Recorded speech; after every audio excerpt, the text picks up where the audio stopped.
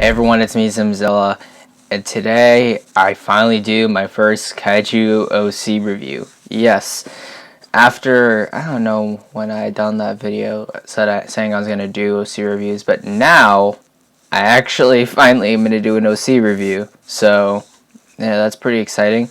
I'm going to be doing this series and picking OCs based on things I want to talk about when it comes to making a Kaiju OC, because I've seen a lot of people make other OCs in other fandoms, and I think there's a few things that are a lot more easier to do with Kaiju OCs, and there's a lot of few things that you need to do that are a little bit harder to master when it comes to making a really good Kaiju OC. And I mean, like, I'm not the best at it, and I don't expect people to be like complete masters from hearing what I have to say, but I think what I'll say will help people when they're making a Kaiju OC. So let's get on to the Kaiju OC. The Kaiju OC is Katame. It is by Bree 2002 or Bree 2002. And this is a Godzilla 2014 OC. And this is a really good example of a good starting point for an OC because it's a Godzilla OC, meaning that it is just Godzilla. And there's a lot of just basic additions to the character that really help new people coming into making OCs. And it just helps them like, okay, this is where I can start from, and then I can make my own kaiju, and then I can give it these powers, those powers, this kind of backstory. And, well, let's just get into the OC itself. The name Katame can mean a few things. It can mean defense, fortifying, hardening, one-eye, or pledge. And the reason the kaiju is named Katame is because it is a 2014 Godzilla with a scar on its left eye, and its backstory is that Katame is a older brother, or part of you could say a clutch of eggs with Godzilla. However, being older, and both the parents of Katame and Godzilla were both killed by Mutos. And obviously we know the feud between Mutos and Godzilla and pretty much every other creature in the 2014 universe. And that Mutos killed Godzilla because obviously they're parasites that feed off their radiation, and obviously kill them. Somewhat a different creature with niches similar in the actual environment. And because of that, Katame was able to protect Godzilla, being that probably he's the largest of his clutch, or probably just the one with a little bit more emotion, you could say, because we do know 2014 Godzilla has emotions and has a little bit more sentience than just being a large animal. So because of that, that is the character's main driving factor, is that he's protecting, you could say, his younger brother in a sense.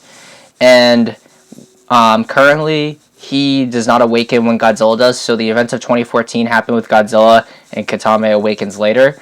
This kaiju is this OC is still in development. However, there's a lot of things that are good here, like the design of Katame, as you see right here, is very slim and slender.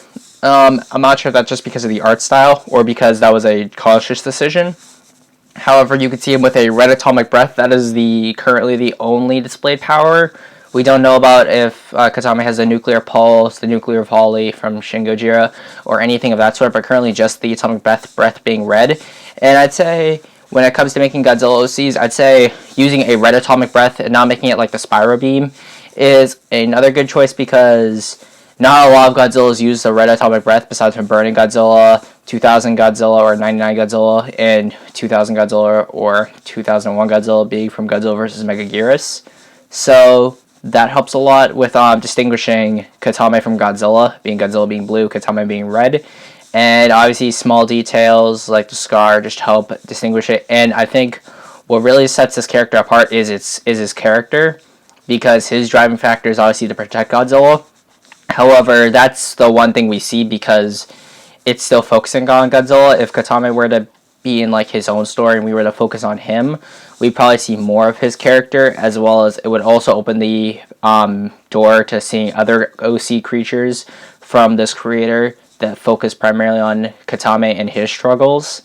And that it's a big snowball that really helps people really get into Kaiju OC design, because they aren't focusing so much on their own character, and their character is simplified in a way where it helps them sort of just fill in the gaps with other characters, and just makes them overall better. It creates a universe, and it just keeps the fandom alive in a way.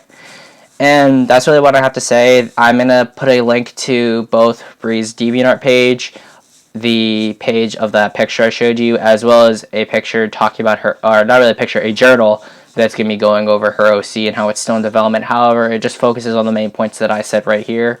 And this is kind of a short review, but I just want to get out here for both her sake and for all you guys' sake, just to show that I finally am doing these OC reviews. So that's all. See you guys.